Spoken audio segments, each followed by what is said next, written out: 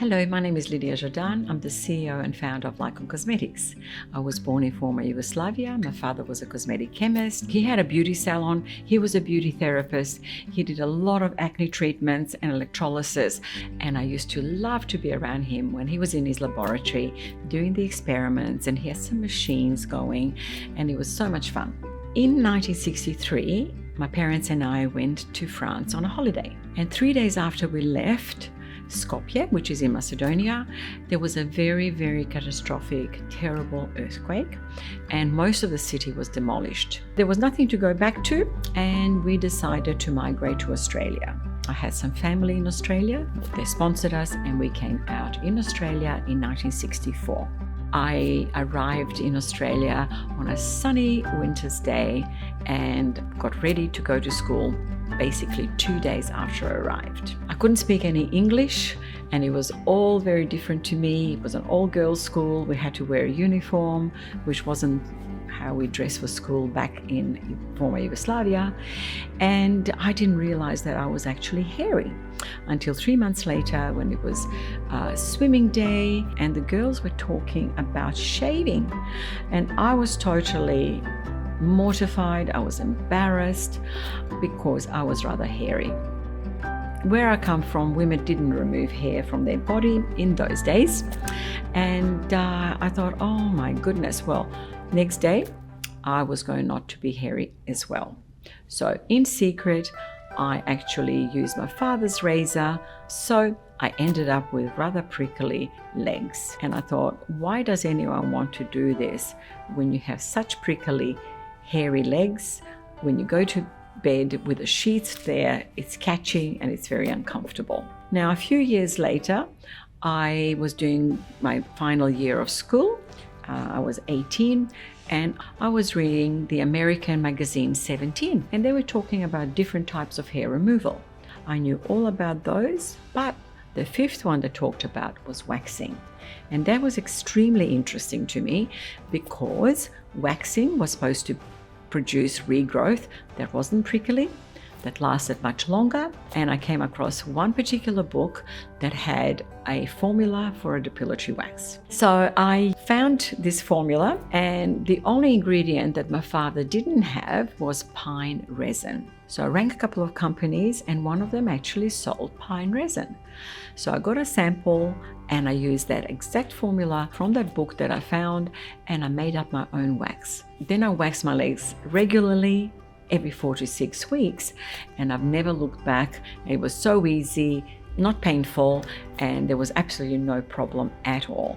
In those days, I really never imagined that I would create a business around wax. And 10 years later, when I was already married and had 2 children, I became a beauty therapist, and I got a position with a beauty salon in Brisbane where I did a lot more waxing.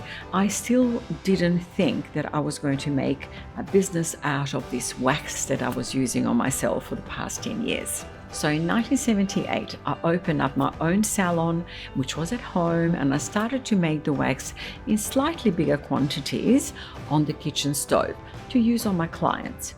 Now, the industry in those days was very young. There were not many salons in Brisbane, but I discovered that there was a much bigger industry in Sydney, and they had a lot of conferences where beauty therapists could go to learn about all kinds of things to improve our knowledge and gain a lot more experience so that we knew better what to do with our clients. And I discovered that people were bringing different products that they were making as well to show to the industry. And next time I went along, I took my wax in a very ordinary pot.